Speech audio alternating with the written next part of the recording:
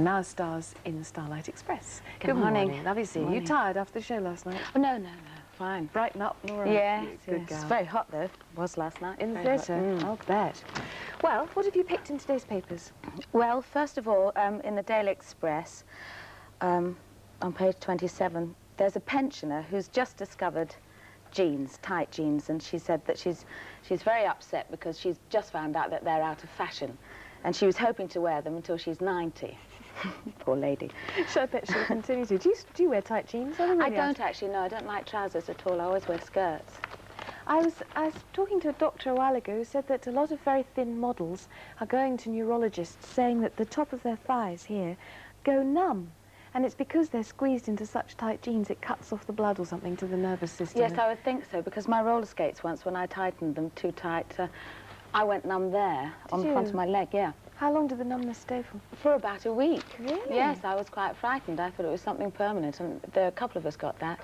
And I went to the doctors, and they said it was just because you're tying your boots too tight. So it's possible. All right. But in the sun, miniskirts are back again this year, and they're getting shorter and shorter, which is great. I think it's wonderful. I always wear short skirts, except for today I've got a long one on, an American Norma Kamali. But you've got lovely long legs, you can wear them. Yeah, but I find also that these new prints, there's lots of lovely bright colours, pinks and blacks and whites. It looks really good, that. Do you wear almost anything except trousers? I mean, you don't sort of worry about colours or shapes or anything? I don't wear yellow, and I don't wear trousers very often, if I can help it. But almost everything. More fashion? More fashion, yes, Ascot. I usually go to Ascot every year, and I miss it this year. And I've been watching it in the dressing room, and it looks really good. But Mrs. Schilling, she's been banned from the Royal Enclosure, which is a shame, because of her outrageous she's hats? great fun, yeah. Well, Ascot won't be the same without her, will it? I don't think so, but sometimes she just walks up and down outside in the street. That's where I saw her. The year I went, she was wearing this, in the Daily Star, real goggle box, I remember. I thought she must have been boiling hot. Must be really uncomfortable to wear these great big hats. You know, especially in this weather today. But the eccentric people like that, we had Nigel Dempster earlier this week saying that Ascot had turned into a freak show and it was just full of people wanting to be seen. But it's always been like that. That's the fun, isn't it? I think so, yes. There's always one or two people that's going to go along and be really outrageous. But also, I think it's good that the Queen said that you've got to cover your head, because it's so elegant, you know, to see ladies all dressed pretty, you know, and it should be like that. Do you like wearing hats? I love wearing hats. I love dressing up, period, you know. Then there's, in the Daily Mail, there's a fairy story come true, which is lovely for anybody in our profession.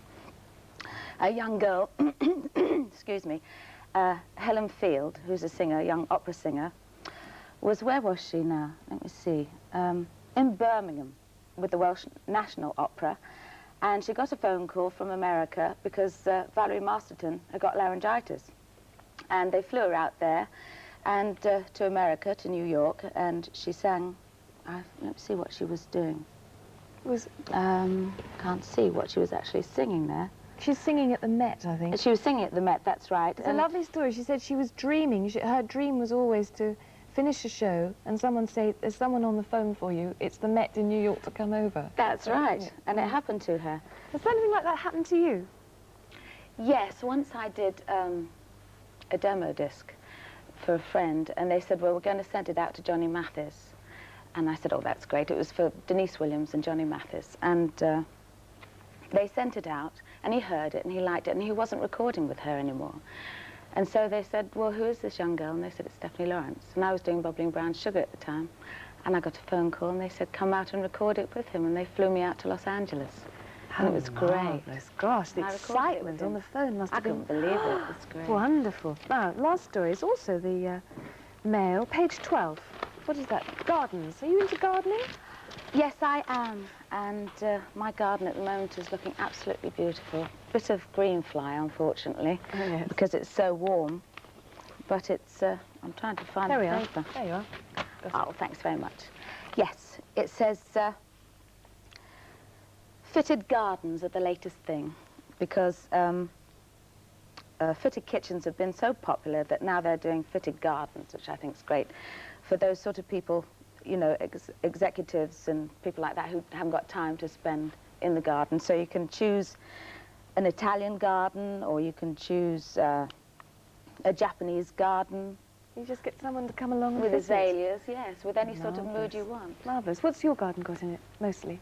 It's a romantic garden, and it's all roses. Oh, It's lovely. very pretty. Must smell beautiful. It does, it's lovely. Thank you very much for Pleasure. that, and we'll see you again in an hour with Andrew. Okay. Yeah. It was his birthday yesterday, Prince William, and he's 2, and it's a lovely picture. I think he looks sweet. Obviously, he likes posing for cameras. He's got a thing about his left trouser leg he keeps pulling up. I think it's rather cute. It's the sort of thing which the grandmother would say, why didn't you straighten it before the photograph was taken? Oh, but it's very natural, isn't it? I think he's gorgeous, very handsome. It's lovely, yes, and he's increasing his vocabulary. Ball, tractor and ant, he now says. And he's slimmed a bit. He's taken off 2 pounds. Yeah, good.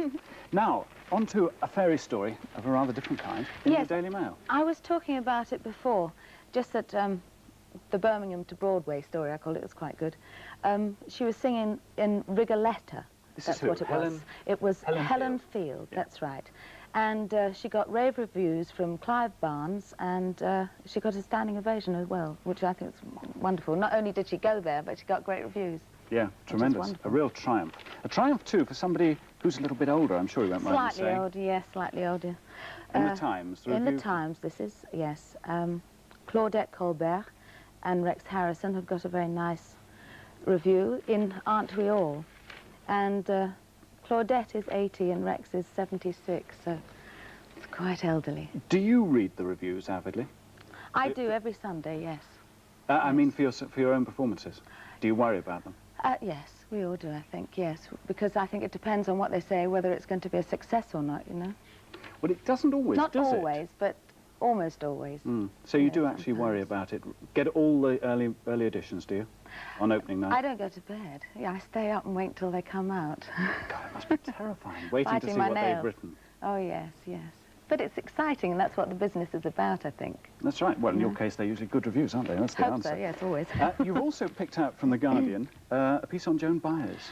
Yes, well, I remember Joan Baez. I'm a fan of hers. I think she's a lovely singer, and of course she sings for peace, world peace, which I think is very good and very important. But I'm slightly older now. She has more young fans, which is, she's just been doing like I think it's a tour, but she's been singing in London, and she's gone down very well. She also says at the end of the piece, I was so dreading getting older, and then when I was 38, something just snapped, and I made a decision to just give up and stop worrying about it. Very sensible. Stop Very worrying sensible, about getting older. yes, because you can't stop it, can you? Yeah, You all that's get right. older. OK, the last story, Stephanie, is from The Star. Yes, from The Star. And Dallas Glamour. that's right. What's this about? Well, you remember the 7-year itch dress, the white one, that I came here in? Indeed, yes, when you did the Marilyn 12. That's right. Yes, we all remember it. Well, the gentleman who designed that, Bill Travilla, is going to revamp the Dallas dresses because apparently they're not up to standard of the Dynasty ones. You know, apparently Joan Collins is doing better than the other side. Isn't it extraordinary that the fashions on a soap opera attract so much attention and get a designer in to revamp? Oh, Don't you think yes. it's odd? Well, I I suppose- find it compulsive viewing. I love to watch all the fashion. I just can't... You know, I said, I'm not going to watch this sort of programme. I'm not going to, but I can't help it. I love it. And who better than Bill, who did all the Marilyn Monroe frocks, you know, to dress... Well, it's obviously The new going to ones, be a it's new great. look in Dallas. Yeah, Lovely. sexier. Stephanie, indeed. Stephanie, thank you very much indeed for looking at the Pleasure. papers with us. Thanks a Pleasure. lot. Fern. Thank you.